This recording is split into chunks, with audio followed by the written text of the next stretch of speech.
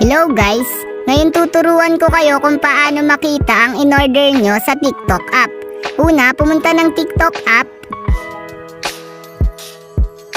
Then ayan, kapag nandito na tayo sa TikTok app, makikita nyo dun sa kababaan yung shop. Sa katabi siya ng home, napagigitnaan siya ng home at yung plus button, siya yung nasa gitna yung shop. Then pindutin nyo lang yung shop.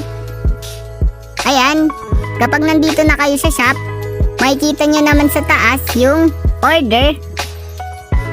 Sa kaunahan siya, katabi siya ng coupon, message.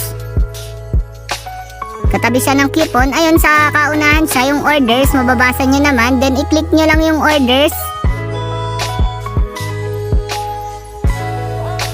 Ayan, kapag na-click nyo na yung orders, ayan, dito nyo makikita yung binili nyo. Ayan, yung in-order